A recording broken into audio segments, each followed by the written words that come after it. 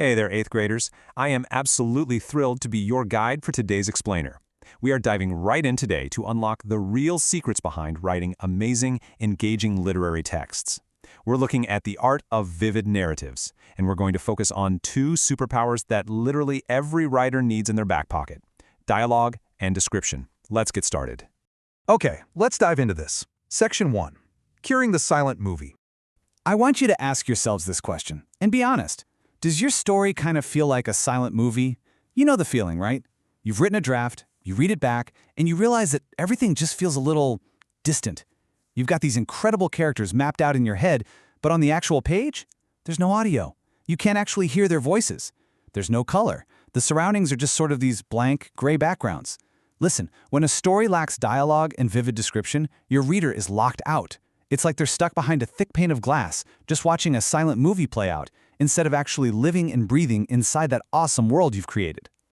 But before we get into the actual mechanics of writing, I really want to anchor our lesson right here with this beautiful truth from Proverbs 16:24. It says, "Gracious words are like a honeycomb, sweetness to the soul and health to the body." Words aren't just meaningless ink on a page, guys. They hold immense power. They carry sweetness, they can literally heal, and they can profoundly impact whoever reads them. Mastering this kind of communication matters deeply, because when you learn to write vividly, you're not just writing a story, you're learning how to share truth and grace in a way that truly connects with another person's soul. Section 2. Tools for Vivid Narratives.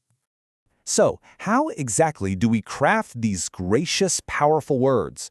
Well, we need the right tools in our writer's toolbox. And our very first tool, dialogue, isn't just about slapping some quotation marks around a sentence, it's an invitation.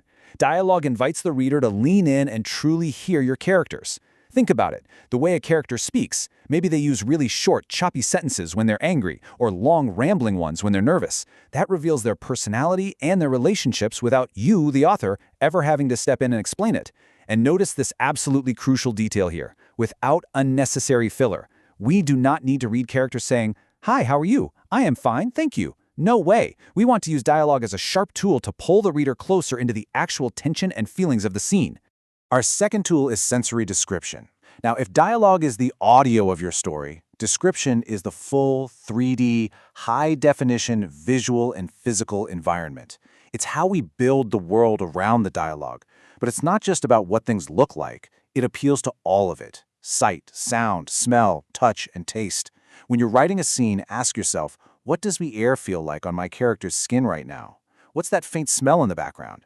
By using all 5 senses whenever it makes sense, you are essentially grabbing your reader by the hand and pulling them directly into the scene with you.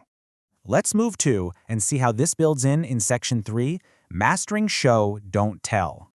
Let's take those two tools we just talked about and see how they build into pretty much the most famous rule in all of creative writing. We're going to look at a before and after transformation. First, we have telling, where the author just flatly states the emotion. I was nervous. Okay, sure, but the reader feels absolutely nothing. Now, what if we change it to this? Are you sure we won't get lost? I whispered, clutching my map so tightly it crinkled. Do you see the difference there? We didn't use the word nervous even once. Instead, we showed the nerves through the whispering, hesitant dialogue, and that physical, sensory action of clutching a map until it literally crinkles. It instantly creates a tiny movie in the reader's mind. Let's look at another example, and this time we're focusing purely on the senses. I want you to just listen and picture this in your mind as I read it. The campfire popped and hissed, sending sparks into the cool night air. The smell of roasting marshmallows wrapped around us like a blanket. Wow. You don't just read those words, do you? You experience them. The author didn't just say, "We sat by a fire." They gave us the sound, it popped and hissed. They gave us the feeling of the cool night air. And they gave us that incredible smell of roasting marshmallows, comparing it to a comforting blanket. Now that is immersive writing. And this brilliantly illustrates what happens when we put both of our tools together, dialogue and sensory description. Consider our silent movie version first. Mia told me to hurry as I walked on the cold grass. Pretty boring, right? Now let's transform it. Hurry up! Mia called from the top of the hill, her voice echoing in the crisp morning air as my feet crunched over the frost-covered grass. We've got the direct, urgent dialogue. We have the sound of her voice echoing. We have the feeling of the crisp air, and that super specific sound of feet crunching on frost. It transforms a basic, boring sentence into a fully unforgettable, vivid scene.